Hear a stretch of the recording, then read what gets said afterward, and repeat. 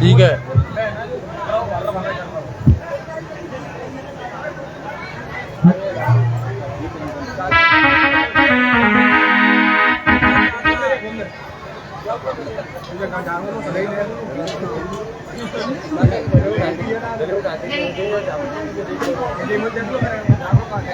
हर हर हर हर हर हर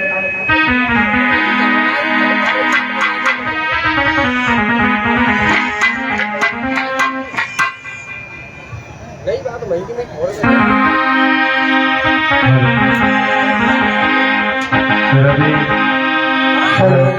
रवि बस बस बस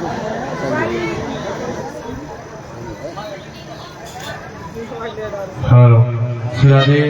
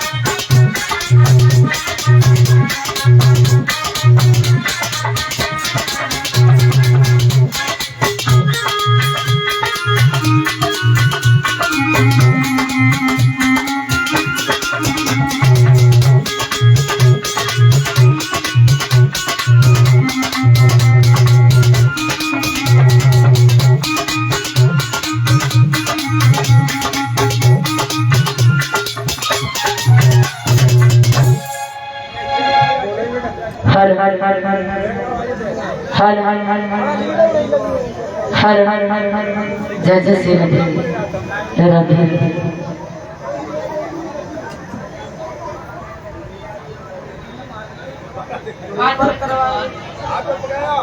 आगे कर लो कैमरा आगे फंसा दो हर हर हर हर हर हर हर हर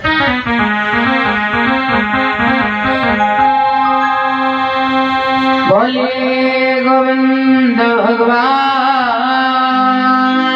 की बोलिए कन्हैया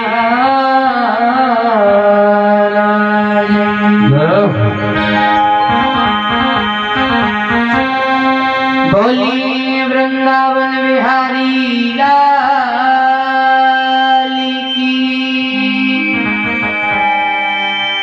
बोलिए संत समाज की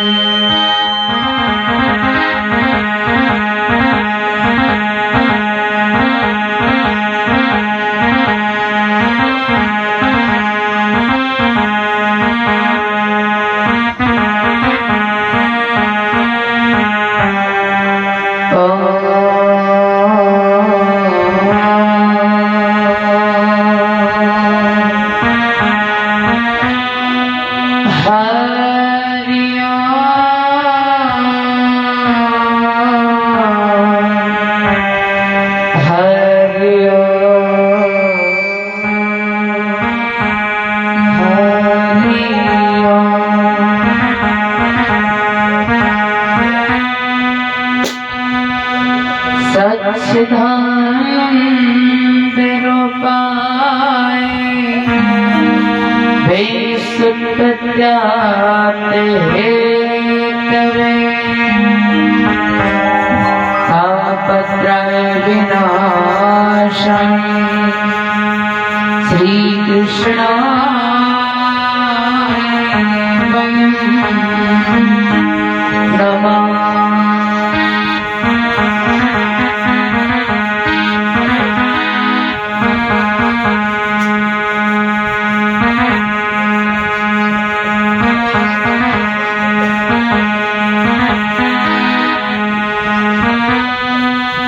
गुरुर्ब्रह्मा गुरुर्विष्णु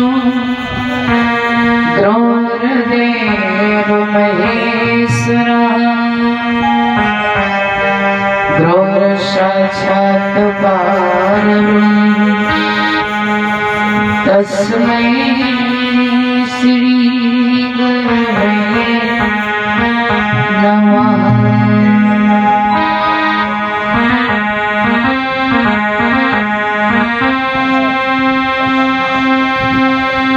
अखण्डमण्डलाकारं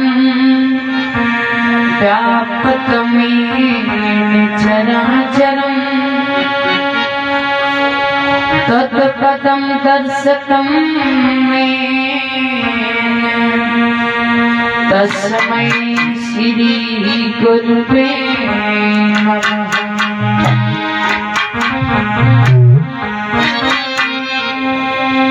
वसुदेवसुतं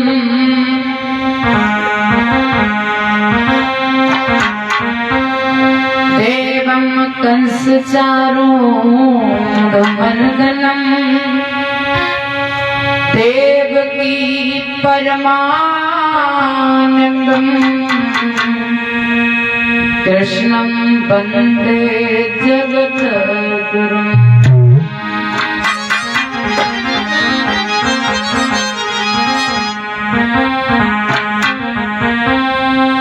तो राम नाम की लूटी है और लूटी सके तो लूटी अंतकाल पछताएगा जब प्राण जाएंगे छूट।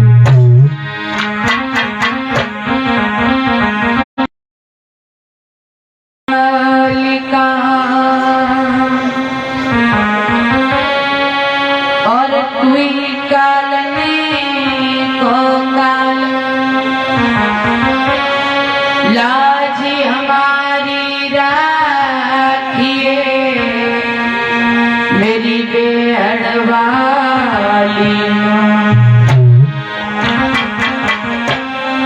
गुरुदेव नाम ललाम जिनका सर्वमंगल धाम है पूजनीय गुरुदेव को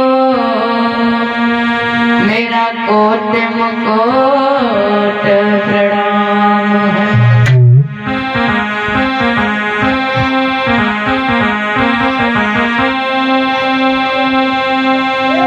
तो अंत समय पर हे प्रभु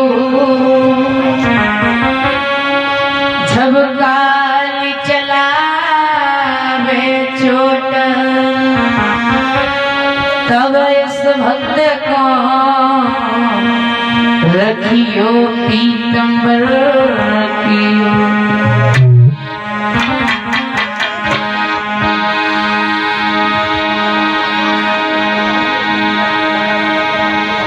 तुम आते बनाओ सरस्वती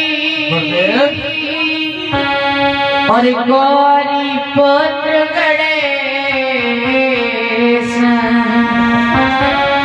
रक्षा मेरी करो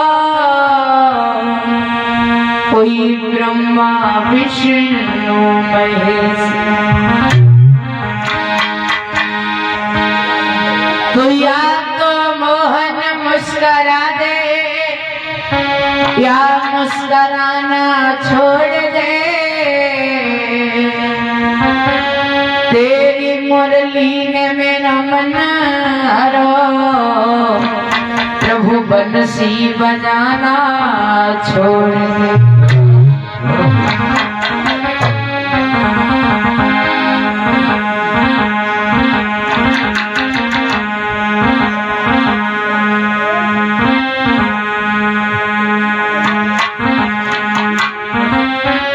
बोलिए गोविंद भगवान की बोलिए कन्हैया लाल की जय जय श्री राधे। आइए 2 मिनट माँ भूमि वाली के चरणों में वंदना करते हुए मन और वाणी को पवित्र करते हुए उसके बाद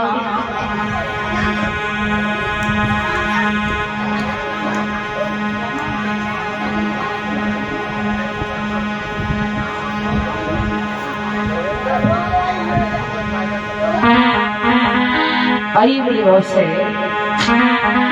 माता रानी को मनाएंगे। सभी भक्त मेरे साथ में तालियों का साथ देते हुए भरपूर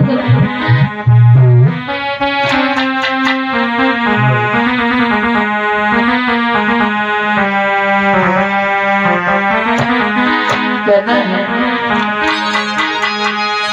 मैया पिनती बारंबार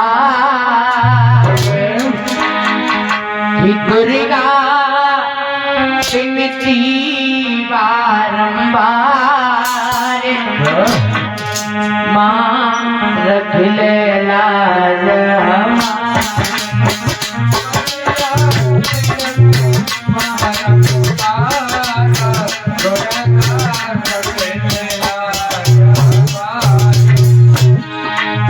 मैया पिनती बारंबार दुर्गा रख ले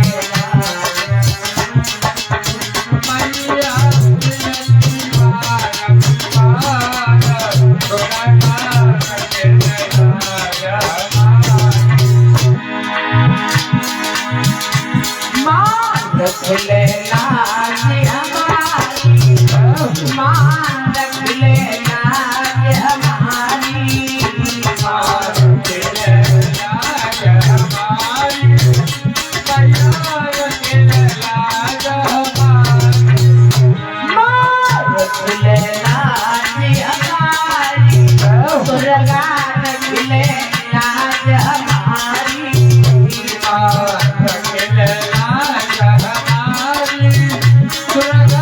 रख ले मैया पिनती बारंबार जननी राखो लाज हमारी मैया पिनती बारंबार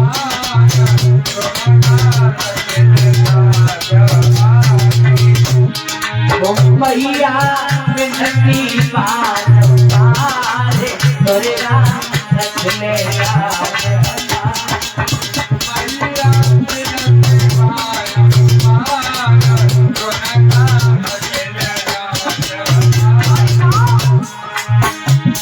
जो भक्त तेरे दरिया में तो पैर जमनी पे चला में जो भक्त तेरे दरिया में तो पैर जमनी पे चला में जो भक्त तेरे दरिया में तो पैर जमनी पे चला में जो भक्त तेरे दरिया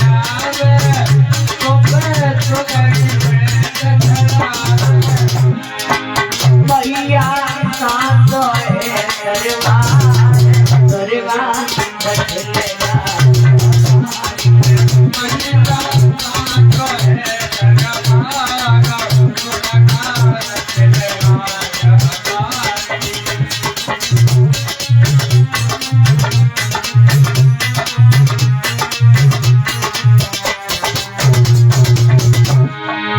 मैया पिनती बारंबार दुर्गा राखो लाज हमारी मैया पिनती बारंबार दुर्गा रख ले लाज हमारी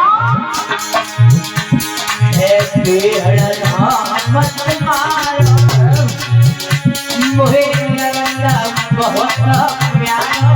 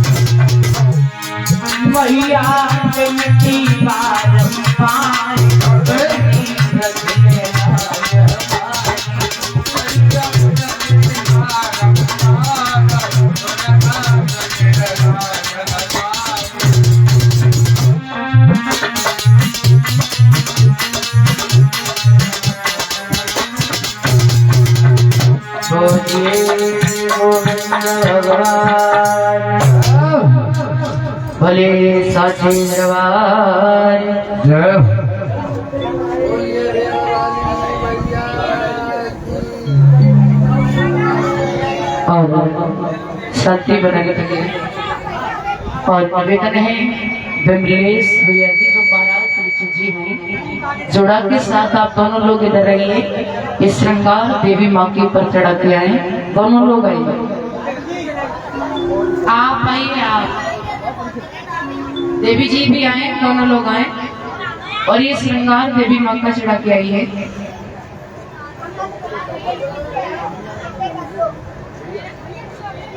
देवी जी अपने हाथ से चढ़ाए, आप ले जाइए देवी जी। और महाराज जी आप बैठ जाइए, देवी जी को जाने दें।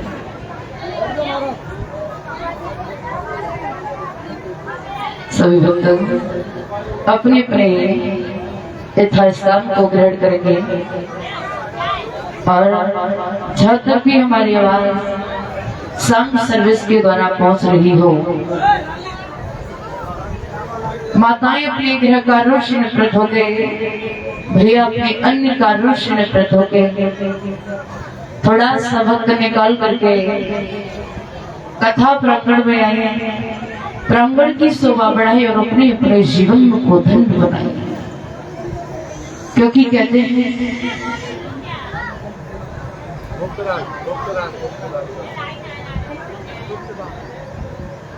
क्योंकि कहते हैं जिस जगह भगवान के पावन श्री चरित्र होते हैं वो जगह अति पावन माना जाया करती है। तो आपके पवित्र इस गांव में भगवान के नाम की ज्ञान की चर्चा को बहते हुए आज हम और आप पंचम दिवस में प्रवेश कर चुके हैं। दूर दराज से चलकर के आए हुए हमारे सभी भक्तगण एवं हमारे अतिथि लोग, भाई बंद माताएं बहनाएं पिता तुल बुजुर्ग लोग एवं हमारे संत भगवान, देवी और देवताओं के चरणों में कोटों कोटवार नमन करते हुए, बारंबार प्रणाम करते हुए, माँ सरस्वती को हृदय में बसाते हुए, हे गणेश भगवान आइए, आप रिद्धि सिद्धि के कार्यों को संभालने वाले हो, तुम्हें तुम्हारे भक्त बुलाते हैं। आप माँ गौरी की गोदी को छोड़ करके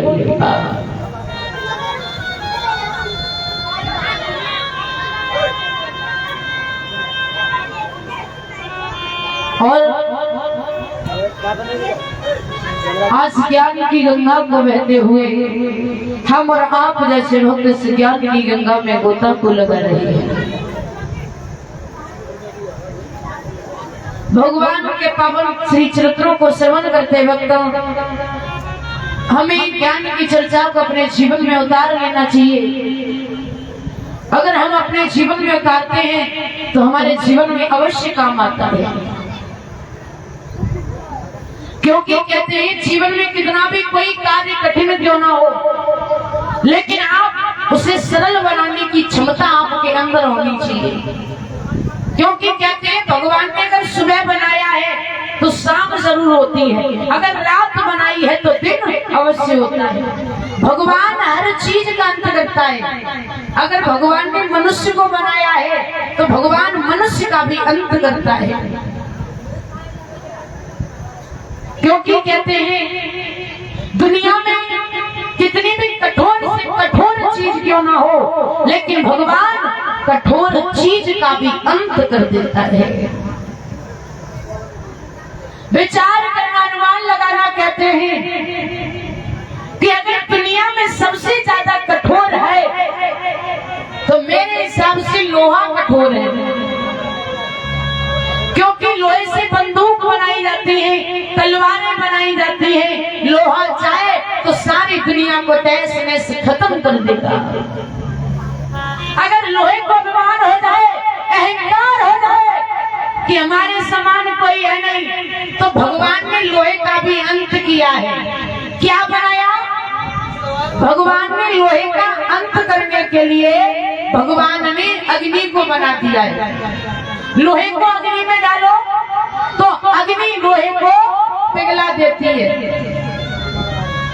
अगर अग्नि को अभिमान हो जाए कोई है नहीं, तो भगवान अग्नि का भी अंत करता है। क्या बनाया भगवान ने पानी को बना दिया है।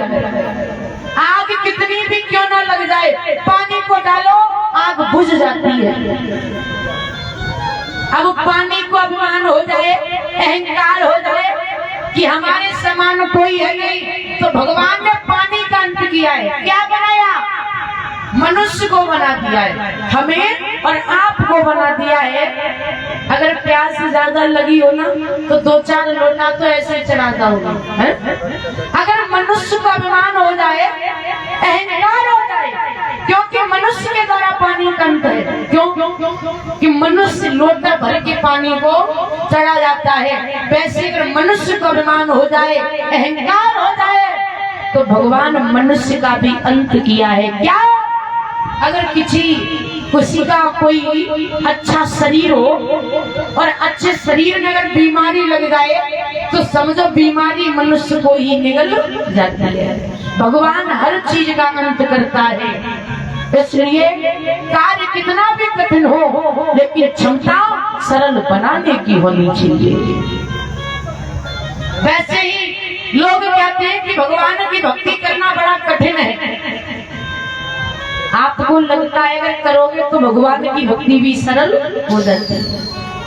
ये संत महात्मा भगवान का भजन जपते हैं,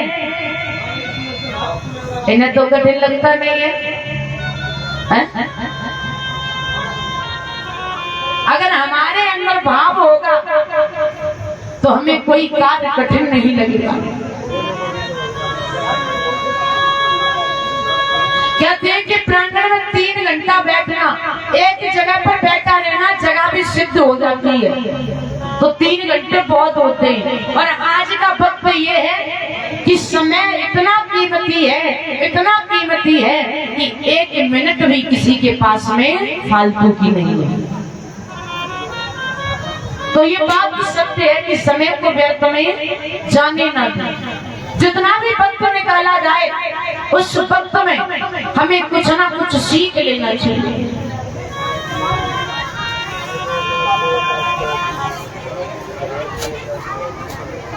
और भगवान के दरबार में हमें कभी भी खाली हाथ आना नहीं चाहिए।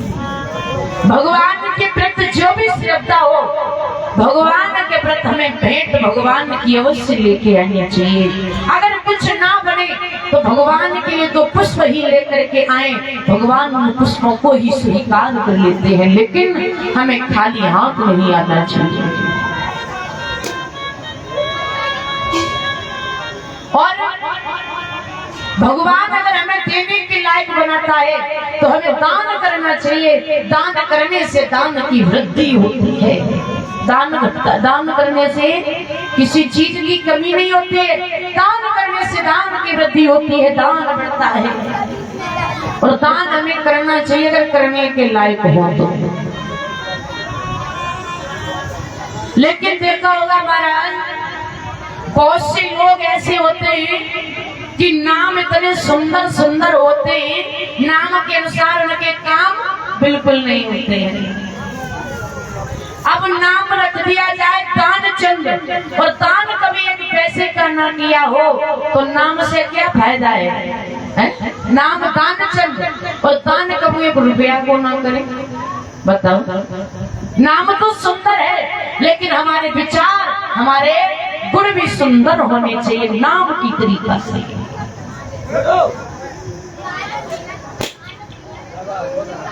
कहते हैं कि विचार करना, एक बार एक गांव में एक दानचंद के पंडित जी थे। उनका नाम दानचंद्र था। समझो बचपन से जवानी से बुढ़ापा आ गया, लेकिन उन्होंने कभी 1 रुपए का दान किया नहीं था। और एक बात याद रखना, बचपन आपको मालूम नहीं पड़ेगा कब गुजर गया, जवानी आपको मालूम नहीं पड़ेगी कब निकल गई, और बुढ़ापा अगर आ जाए तो शायद जाता नहीं है, जाएगा तो साथ में लेके चला जाएगा। बुढ़ापा धोखा देता नहीं है। जवानी धोखा देगी, बचपन धोखा दे जाएगा, लेकिन हमें और आपको बुढ़ापा कभी धोखा देके जाता नहीं है। अगर बुढ़ापा धोखा देगा तो साथ लेके जाएगा, बुढ़ापा कभी धोखा नहीं देता है। पंडित जी का नाम था दानचंद, एक पैसे का कभी दान नहीं किया था।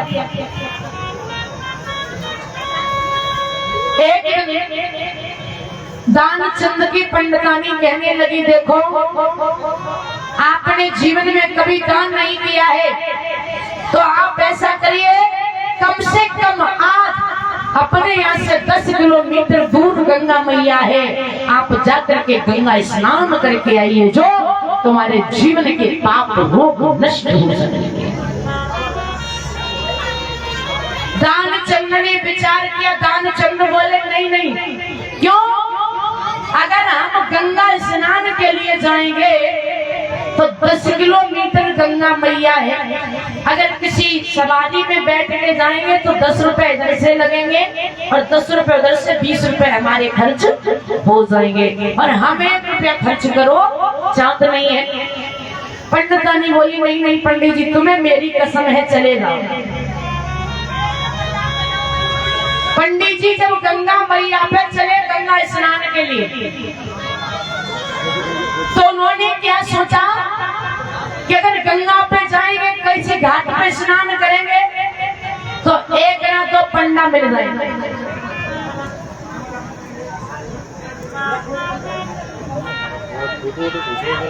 और जब पंडा मिलेंगे तो कुछ मांगने लगेंगे, बोले इसलिए हम जाए ना तो ठीक है।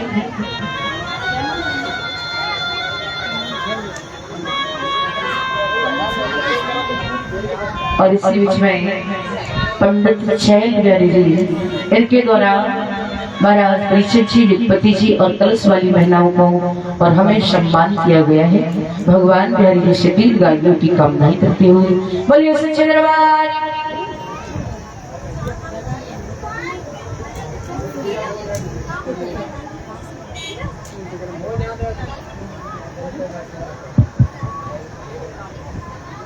और इसी बीच में प्रमोद यादव भैया जी, इनके द्वारा माल्य अर्पण की गई और 101 रुपए की पत्रिकाओं से सम्मानित किया गया है और समस्त स्टाफ भैया जी के द्वारा सम्मान किया गया।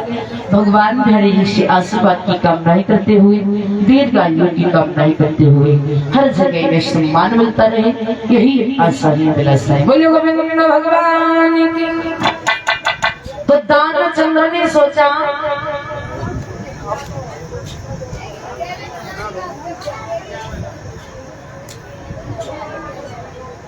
दानचंद्र ने सोचा कि हम अगर घाट पे स्नान करेंगे तो एक आध तो पंडा आ गए, कुछ ना कुछ मांगने लगेंगे। तो दानचंद्र कहाँ गए? मुर्दा घाट पे जाकर के गए, और मुर्दा घाट पे जाकर के दानचंद्र ने चारों ओर देखा, लेकिन कोई दिखाई नहीं दिया। तो दानचंद्र गंगा मैया में घुसे, नाक बंद की और दानचंद्र ने डुबकी लगाई। तब तक भगवान पंडा बन करके मुर्दा घाट पे आके खड़े हो गए। अब भगवान पंडा बन के आ गए। अब दानचंद्र डुबकी लगाए के जैसे ही ऊपर निकले, पर नजर पंडा के ऊपर पड़ी, कहने लगे अरे राम राम। सोच रहे थे कि मुर्दा घाट पे तो मुर्दा चलते हैं, लेकिन यहाँ पे ये पंडा क्या करने आ गया। तो कहिया फिर लगा रहे कि चला जाए, लेकिन भगवान भी विचित्र लीला है, भगवान भी नहीं गए। दानचंद्र फिर नाक बंद करी और डुबकी लगाए, काफी देर हो गई, ऊपर ना निकले। अब मजबूरी होगी दानचंद्र का निकलना, क्यों अगर निकलेंगे नहीं तो मर जाएंगे। दम घुटने लगा। दानचंद्र निकले और जैसे ही पार पे आए सो पंडित जी देखा तो पंडा कहने लगा, और कहिए जजमान, हम एक साल में एक बार आते हैं, और जो भी आता है ना इस घाट पे वो हमारा 6 महीने का इंतजाम करता है। अगर आप 6 महीने का ना करो तो आप ऐसा करिए, आप हमारा 2 महीने का इंतजाम कर दो। दानचंद्र बोले ना, हमसे एक दिन आपको नहीं हुई।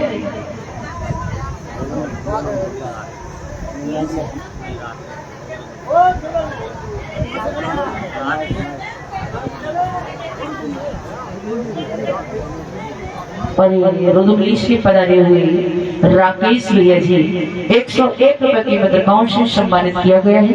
भगवान से दीर्घायु की कामना, हर जगह सम्मान मिलता रहेगा। बोलिए सच्चे दरबार की। दानचंद्र बोले हमसे तुम्हारा नहीं होगा। बोले दादा नहीं तो 1 महीने का करो। बोले बिल्कुल नहीं। बोले तो आप ऐसा करो 15 दिन का करो। बोले हम नहीं कर पाएंगे। पंडा ने कहा तो ऐसा करो आप यहाँ नहीं दोगे।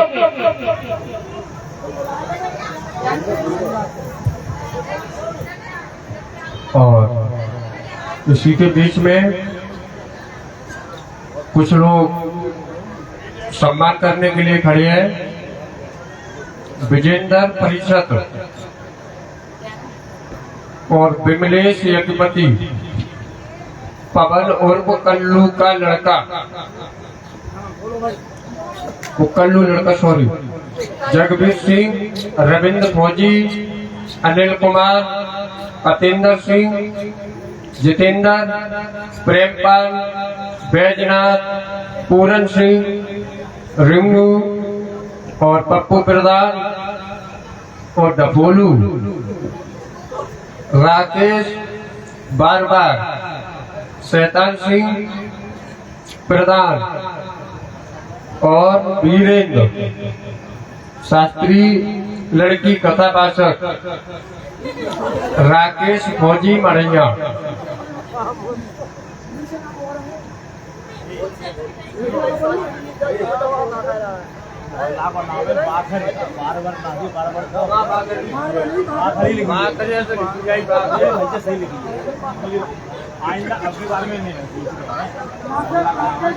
हो गया। और इसी बीच में सत्येंद्र दबिया जी, इनके द्वारा माल्यार्पण हुई है और कैलाश पंडित जी के द्वारा माल्यार्पण की गई। भगवान प्यारे जी से आशीर्वाद की कामनाएं करते हुए हर जगह दान धर्म ये करते रहे, यही हमारी आस्थाएं विलासाएं। बोलिए गोविंद गोविंद भगवान की, बोलिए कन्हैया लाल की।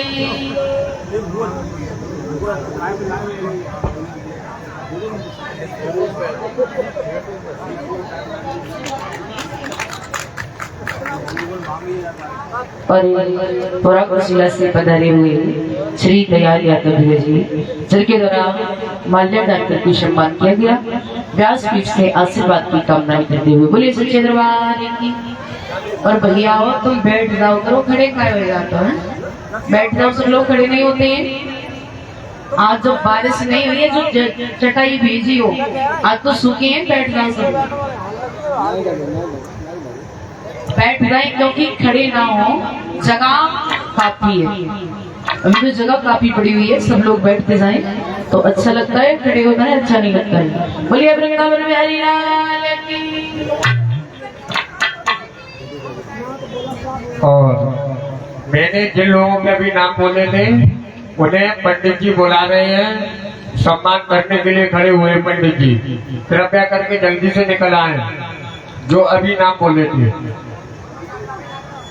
निवेदन है कि जो अभी नाम बोले गए थे पंडित जी उनका सम्मान करना चाहते हैं, आप निकल आइए, विलम्ब ना करें, समय के अनुसार आप लोग आते जाइए, महाराज जी के द्वारा सम्मान कराते जाइए। बोलिए वृंदावन बिहारी लाल की।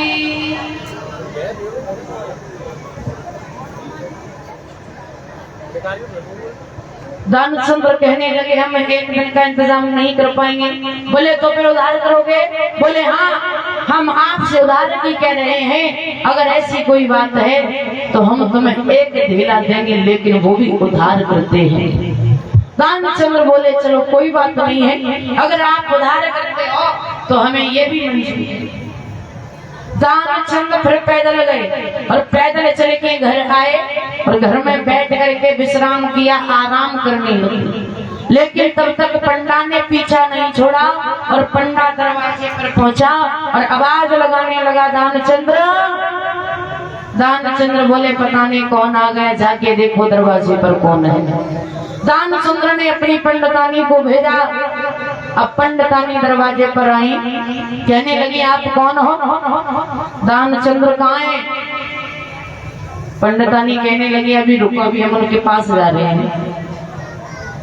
पंडितानी पास में गई, दानचंद्र के कहने लगी कोई आपको पंडा दरवाजे पे बुला रहा है। दानचंद्र समझ गए कि कोई नहीं है, वही पंडा चला आया। कह दिया जाओ, कह दो कि दानचंद्र अभी घर पे नहीं है। पंडितानी भागी और भाग करके पहुंची, कहने लगी अभी हमारे वो घर पे नहीं है, वो किसी रिश्तेदारी में गए हुए हैं। तो पंडा ने कहा जब तक वो आ ना जाए तब तक आप हमारी खातिरदारी करते रहे, जब वो आ जाएंगे तब हमारा धेला दे देंगे, हम वापस तुम्हारे दरवाजे से चली जाएंगे। अब पंडितानी भागी दानचंद्र के पास गई कि हाँ कि वो ऐसे कह रहे हैं कि जब तक मेहमान के घर से वो आ ना जाए तब तक हम यहाँ से जाएंगे नहीं, आप हमारी सेवा करो। अब तो दानचंद्र बोले बड़ा ढीला है। कहा दानचंद्र बोले अपनी पत्नी से जाओ, जाके कह दो कि दानचंद्र की तबीयत खराब है, चलने में वो असमर्थ है, चल नहीं पा रही है। अब पंडितानी भागी और जाकर के कहा सुनो दानचंद्र जी चल नहीं पा रहे, बहुत जोर से बीमार है। पंडा ने कहा अगर वो बीमार है तो हमारा जाना भी बहुत बेकार है, हम दरवाजे से नहीं जाएंगे। क्यों? कि जब तक वो ठीक ना हो जाए तब तक हम दरवाजे से जाएंगे नहीं, आप हमारी सेवा करती रहिएगा। पंडितानी दानचंद्र के पास नहीं कहा कि वो जा नहीं रहे हैं, ये कह रहे जब तक ठीक ना हो जाए तब तक जाएंगे नहीं। दानचंद्र बोले अगर वो ऐसे नहीं जाएगा तो जाके कह दो कि दानचंद्र इस दुनिया में नहीं रहे, वो मर गए। अब तो पंडितानी मुंह बनाई के रोती वही आई और कहने लगी सुनो अब आप चले जाओ कोई पी के। क्यों? कि आप जो धेला मांग रहे थे ना जिनसे, हाँ वो तो मर गए, तो इस दुनिया में नहीं रहे। दानचंद्र का नाम सुना के मर गए। सोई पंडा ने कहा अगर वो मर गए और हम चले जाएं तो हम कितने बड़े नालायक हैं, हम नहीं जाएंगे। क्यों?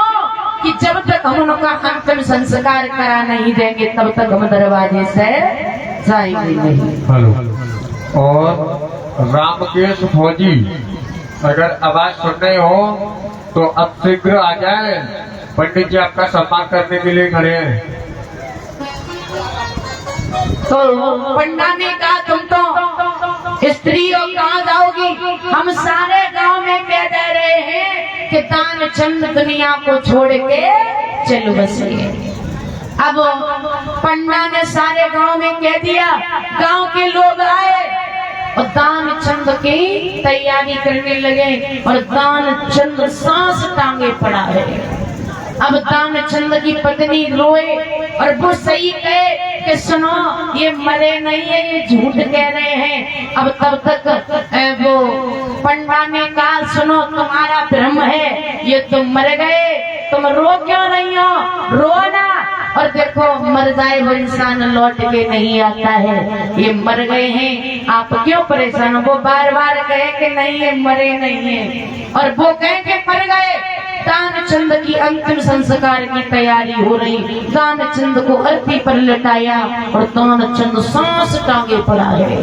दानचंद को लेकर के चले और मरघट में पहुंचे, चिता बनाई, दानचंद को लिटा लिया।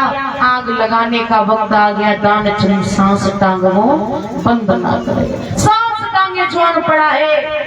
भगवान देख रहे, भगवान सोच रहे बारे बार दानचंद एक धेला के पीछे मरने को तैयार है। सोई भगवान आगे बढ़े और दानचंद के कान में कान लगे, दानचंद उठो, पंडा गया। अब दानचंद ने एक आंख धीरे खोली, पूरी आंख नहीं खोली, एक आंख धीरे खोली और जैसे खोली सोई पंडा फिर दिखाई दी हो, आंखें फिर बंद कर गई। सोई भगवान बोले देने वाला नहीं है। भगवान आगे बढ़े और कहने लगे दानचंद तू जीता मैं हार गया, अगर तू मांगे तो कुछ मांग ले। दानचंद बोला प्रभु देव तो का हमें और कुछ होना चाहिए, जो देला तुमने मांगो है ना यही देला छोड़ दो। भगवान बोले चल छोड़ा। तो कहते हैं कभी कभी नाम होते हैं लेकिन दान करते नहीं है। नाम सुंदर लेकिन दान एक रुपये बोलिए भगवान की। आइए भगवान का छोटा सा कीर्तन, उसके बाद भगवान की पावन बलिदान।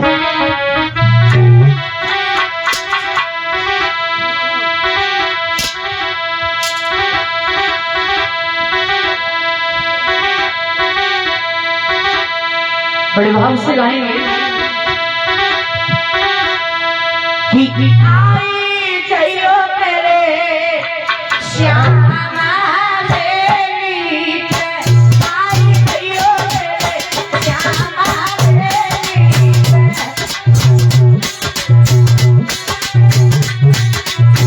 ओ आई जइयो मेरे श्यामा देवी पे, आई जइयो मेरे श्यामा देवी पे।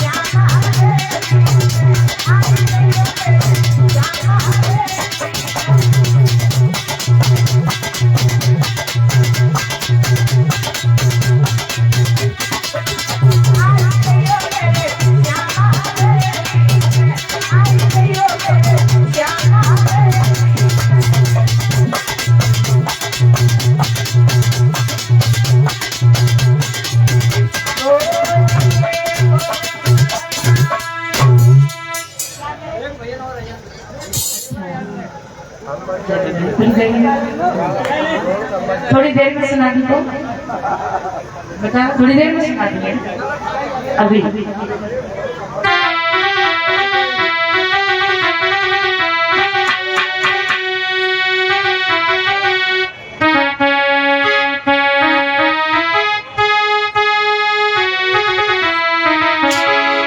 जसोदा नंदी को छैया रे,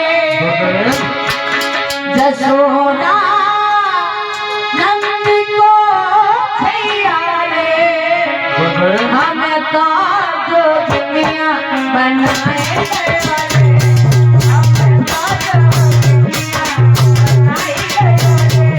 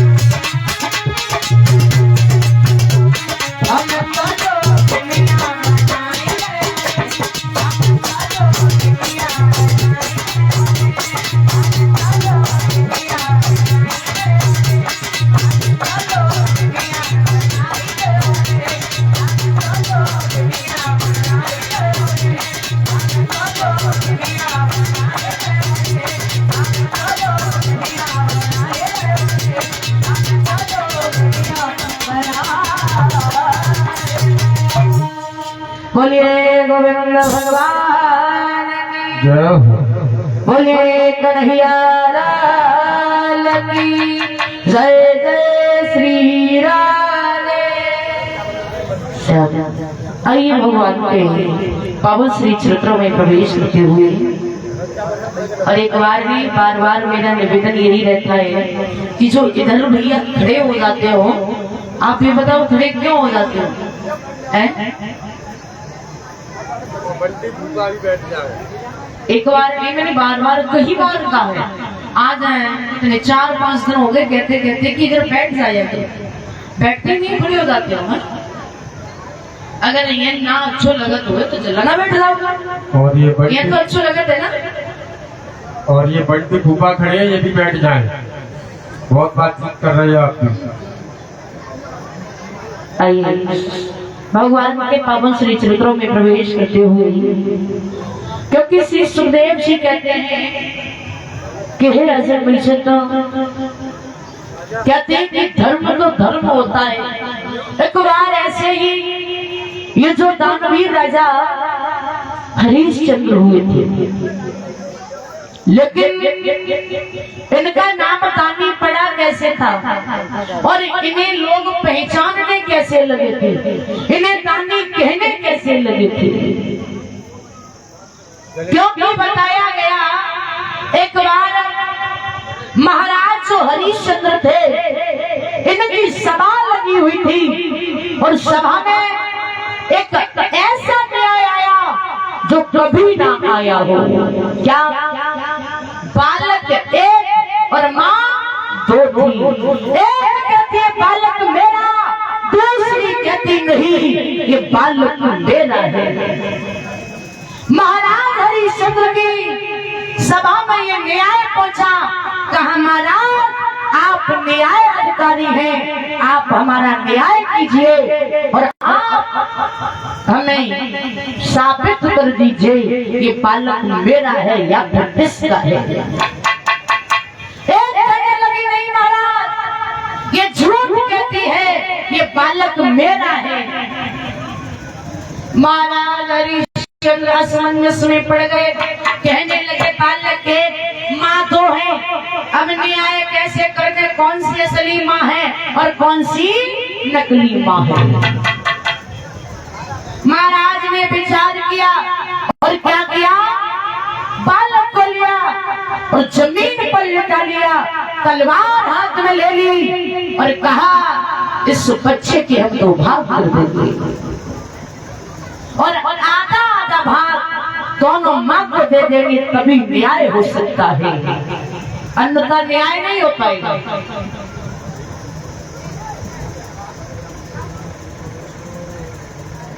मान गया तो नहीं मुझे बचा रहे हो, इसलिए जहाँ पे मत फंसा करो, ये नीचे नीचे रखो करो, मालूम हम हट जाते हैं।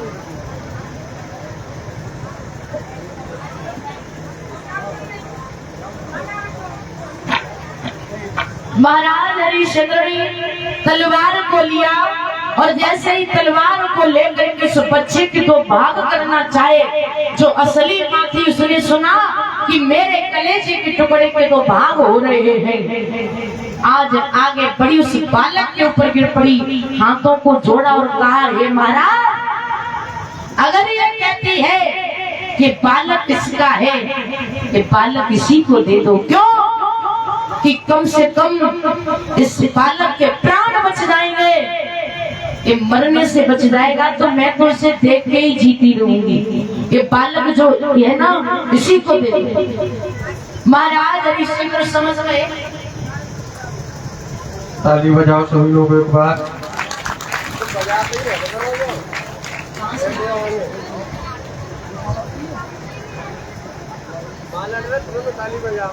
और बकरपुर घाट से पधारे हुए जामुनिया यादव जी इनके द्वारा माल्यार्पण की गई और शाल उड़ा करके सम्मान किया गया है।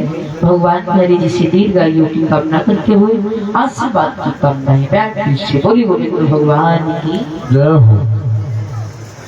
महाराज हरिश्चंद्र समझ गए कि जो इस बालक के ऊपर गिर पड़ी है यही असली माँ है और ये खड़ी है वो माँ नकली है।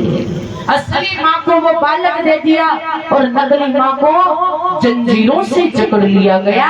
महाराज हरिश्चंद्र की सभा में जय जयकार छा गई और जय जयकार की आवाज स्वर्गलोक में पहुंची। स्वर्गलोक में इंद्र की सभा लगी हुई। इंद्र की सभा में विश्वामित्र गुरु वशिष्ठ जी बैठे हुए थे।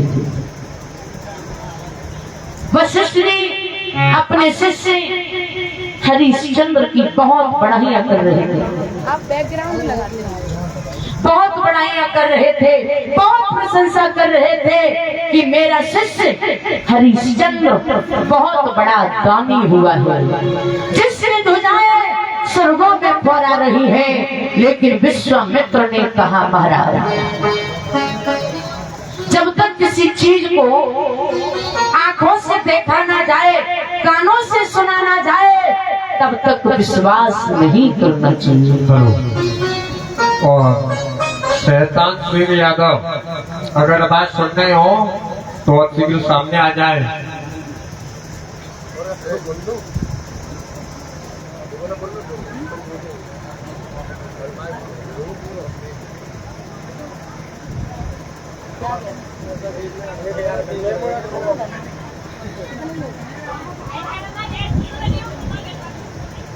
महाराज विश्वामित्र ने कहा और कहा, देखिए वशिष्ठ जी, जब सावन भादों के दिन आ जाते हैं तो वर्षा बहुत घनेरी होती है, बंद होने का नाम लेती नहीं है। और विश्वामित्र वशिष्ठ को समझा करते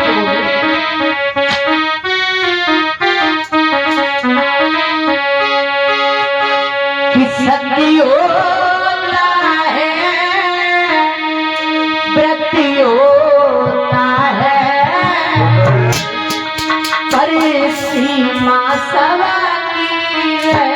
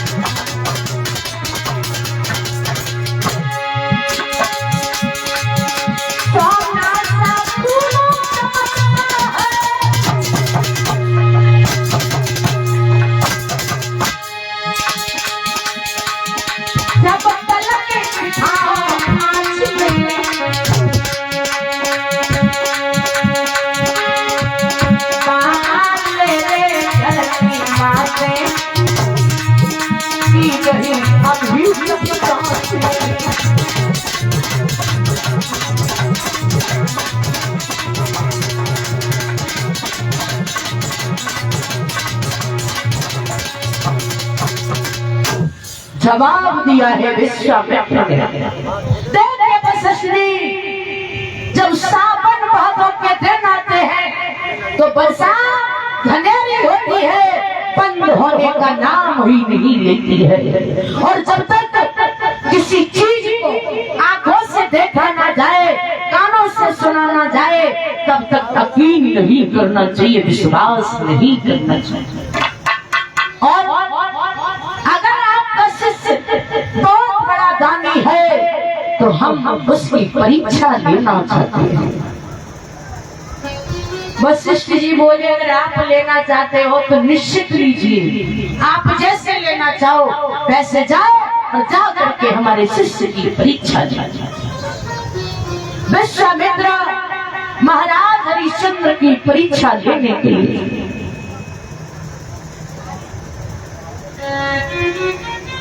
विश्वामित्र चले और आगे बढ़ करके सूकर बन करके महाराज हरिश्चंद्र के बाग में घुस गए और बाग में घुस करके सारे बाग को उधार डाला है।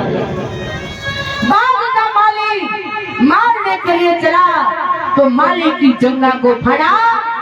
माली रोता हुआ चिल्लाता हुआ महाराज हरिश्चंद्र की सभा में आया। की जय हो।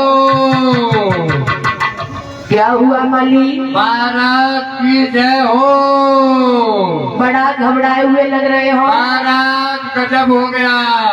क्या हो गया? महाराज गजब हो गया, बहुत बड़ा। आखिर क्या हुआ बताओगे? महाराज मार डाले, भाग डाले, चीट डाले, काट डाले। क्या हुआ? तुम्हारी बगिया में महाराज एक इतना बड़ा सुगर आया है, उसने तुम्हारी बगिया पूरी उजाड़ दी। बगिया को उजाड़ दिया? गेंदा, चमेली, ढकेली, बाजरा, गेहूं, सरसों, आम फाम सब अपनी बगिया सब खा ली महाराज। इसका मतलब हमारा भाव गुजरा। हाँ। माली ने जवाब दिया महाराज,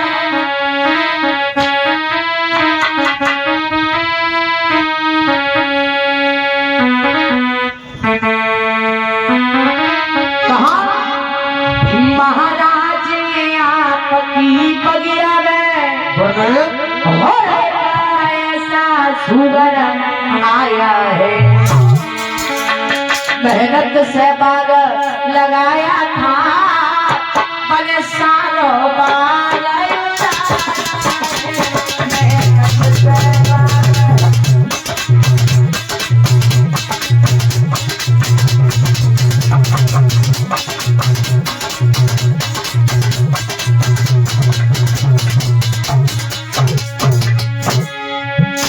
महाराज आपकी बगिया एक ऐसा सुगर आया है, मेहनत से बाग लगाया था, बने सालों बाद मेहनत से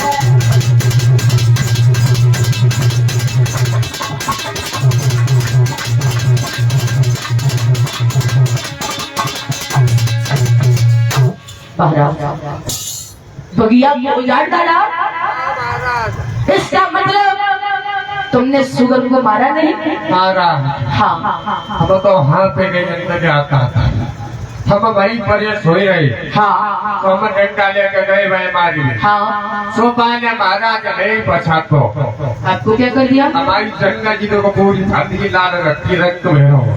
तो आप बताओ उस सुगर का क्या करना चाहिए? मैं जानकर पर बैठो नहीं माली, गए आप क्या कह रहे हो?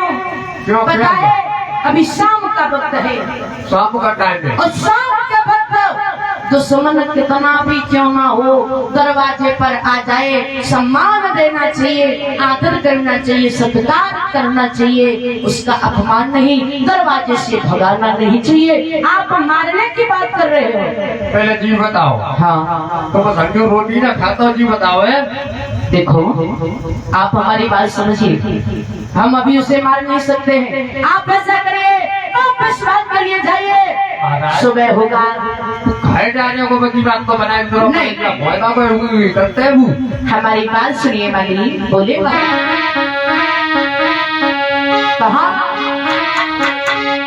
अरे सायं को दुख मते दीजो रे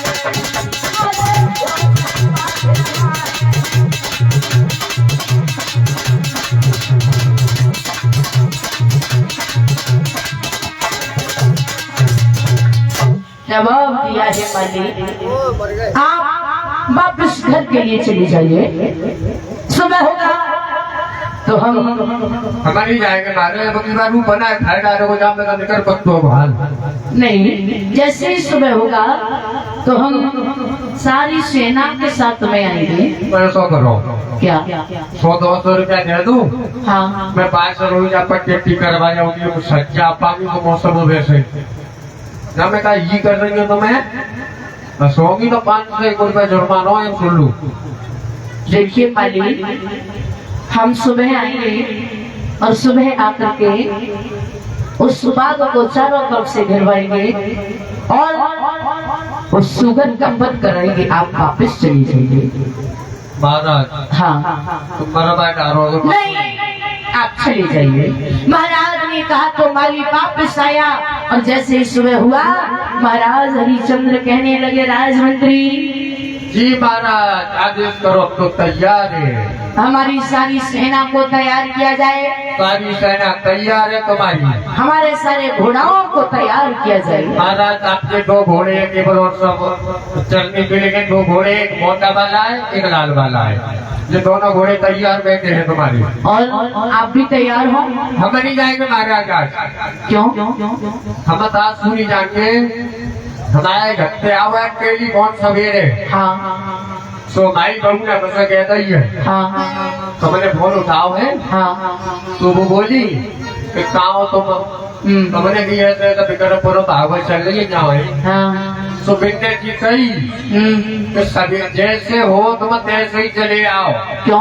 हमारे 2 बच्चा है छोटे छोटे, हाँ बिना कोई है पेट खराब बहुत ज्यादा, लगत है वो पेट खराब में मरे नहीं है दोनों, तो क्या हुआ?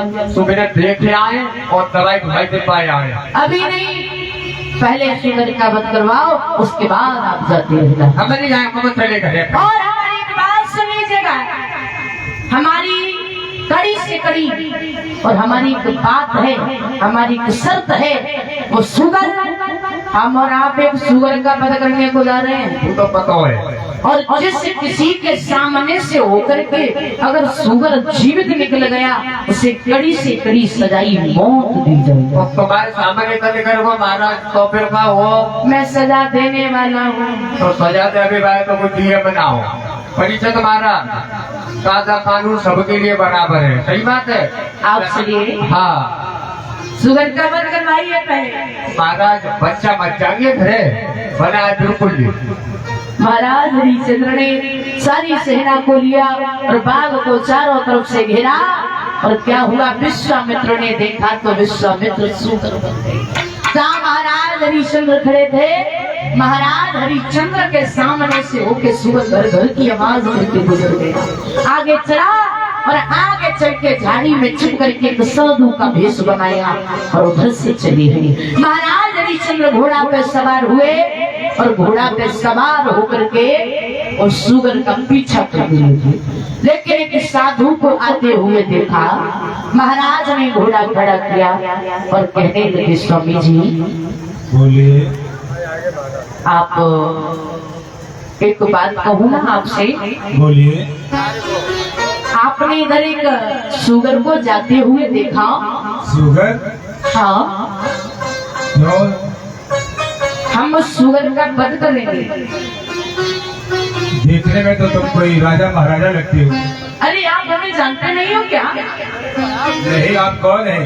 अरे मेरा नाम दानवीर राजा हरिश्चंद्र है।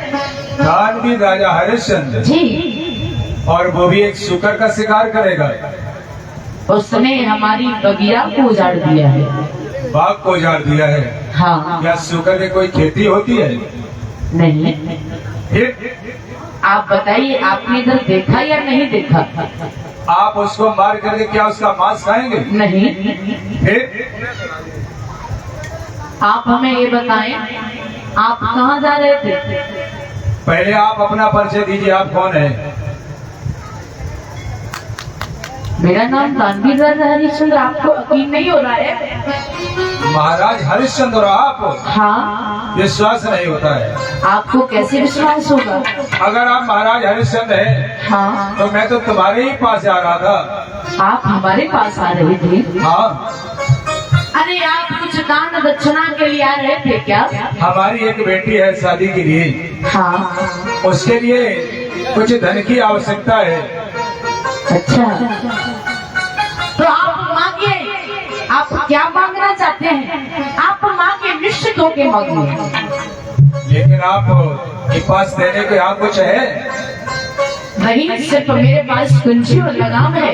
तो ठीक है, ऐसा करिए, हाँ। संकल्प आप यहाँ कर दीजिए, कुंजी और लगाम रख करके हाँ। घर चल करके दान दे देना। अगर आप कह रहे हो तो मैं कुंजी और लगाम आपको संकल्प में देता हूँ। तो मेरे साथ बोलिए। और आप और कुछ मांग लो अगर मांगे चाहो तो मेरे साथ बोलिए। महाराज संकल्प कीजिए, मेरे साथ बोलिए। बिल्कुल। मैं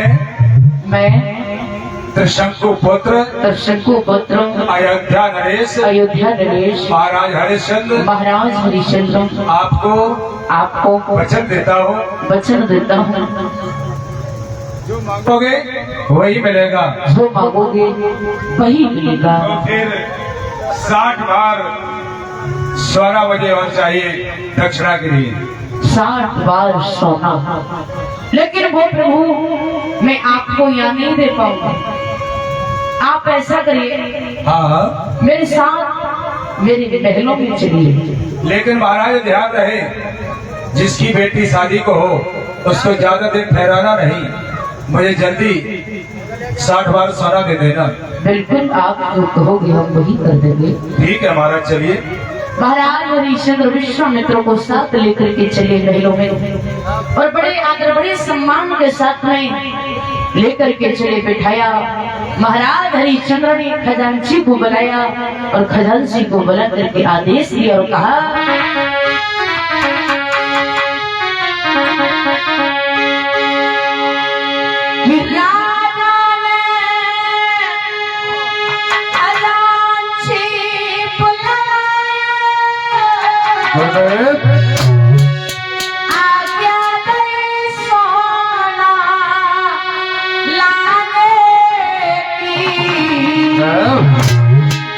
विश्वामित्र ने क्रोध में आए कह रही बात ठिकाने की।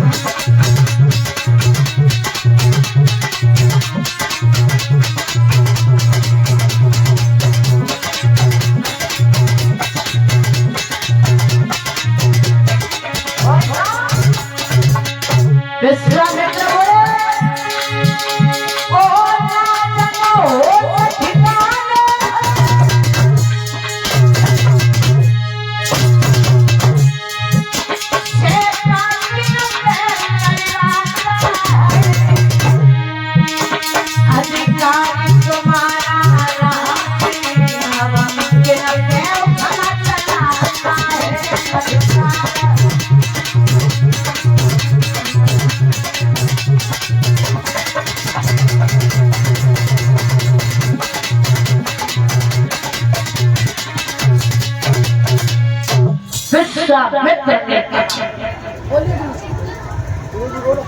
और इसी के बीच में जो हमारे बंटी फूफा जी हैं इसी ग्राम विक्रमपुर से, उनका एक छोटा सा बच्चा समस्त स्टाफ को, दीदी जी को, कलश वाली बहनों को सम्मान कर रहा है।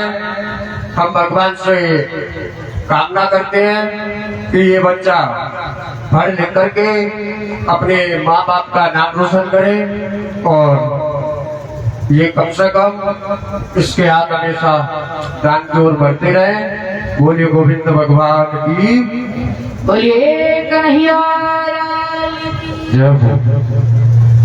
महाराज हरिश्चंद्र ने गुरुजी को माइक दे दो। जैसे ही खजांची को बुलाया, आदेश दिया सोना लाने के लिए, विश्वामित्र को क्रोध आया और जवाब दिया है।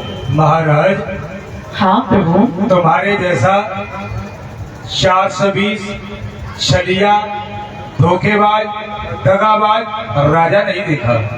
क्यों, क्या हुआ? अभी तुम किससे कह रहे थे? खजांची से।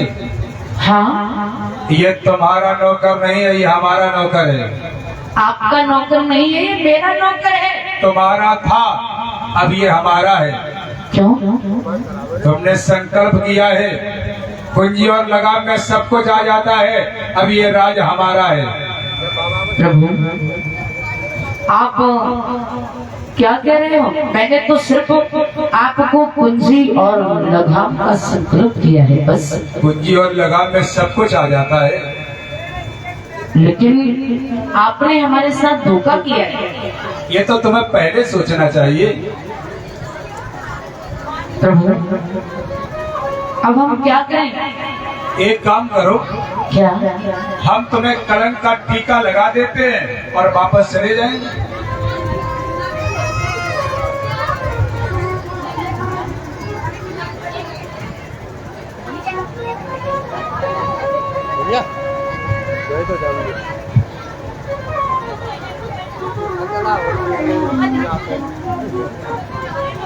राजन, हाँ, हम तुम्हें कलंक का टीका लगा देते हैं और वापस चले जाएंगे। नहीं प्रभु, नहीं। आपको मालूम है, मेरे वंश की परंपरा चली आ रही है, प्राण जाए पर वचन ना जाए। मेरे प्राण चले जाए लेकिन मैं वचन नहीं छोड़ूंगा। तो फिर 60 बार सोना मुझे दीजिए। लेकिन प्रभु, अब हम देंगे कहाँ से? जहाँ तक ये राजधानी है, हाँ, वहाँ तक का धन हमारा धन है। प्रभु, बोलिए। मैं आपके पैरों को पकड़ रहा हूँ, लेकिन आपको शायद ये नहीं मालूम है, अगर आप कह रहे हो तो ये राज धन दौलत सब कुछ तुम्हारा है, तो मैं तुम्हें देने को तैयार हूँ। लेकिन प्रभु, आप एक बात याद रहे कि तुम वन में भ्रमण करने वाले हो, आप राज्य को चलाना क्या जानो। और मैंने अपनी प्रजा के पुत्र के समान प्रेम किया है। राज चलाना तुम सिखाओगे। मैंने खुद दुख उठाए, खुद कष्टों को झेला, लेकिन मैंने अपनी प्रजा को दुख नहीं दिया। वो तो ठीक है, लेकिन प्रभु, बोलिए।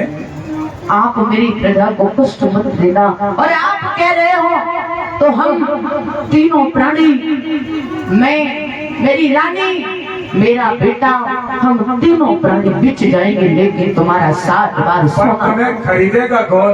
प्रभु, हमें खरीदने वाले भी कोई ना कोई अवश्य होंगे। तुम रानी की बात करते हो। राजन, दुख के समय में सभी साथ छोड़े जाते हैं। जिस पत्नी पर तुम भरोसा करते हो, जब हाँ। दुख पड़ता है तो सभी साथ छोड़ जाते हैं। आप हमें थोड़ा सा वक्त दे दीजिए। ठीक है राजन, पर जल्दी आना। बिल्कुल प्रभु, आप जो कहोगे हम वही करने को तैयार हैं, लेकिन मौका ये है कि हम महलों में जाना चाहते हैं। ठीक है, महारानी से बात करके देखो। प्रभु, बोलिए। मैं अभी जा रहा हूँ, अभी आऊंगा, और मेरी पत्नी कभी भी मना नहीं करेगी। इतना बड़ा विश्वास। हाँ, देखो सर, 1 मिनट।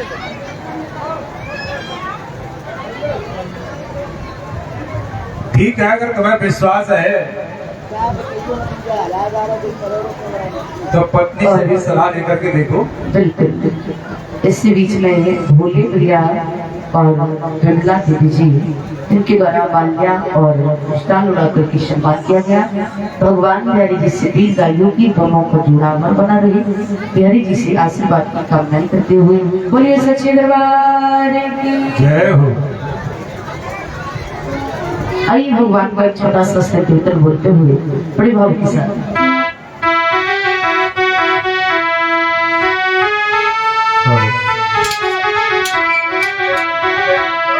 बड़े भाव से गाएंगे सभी।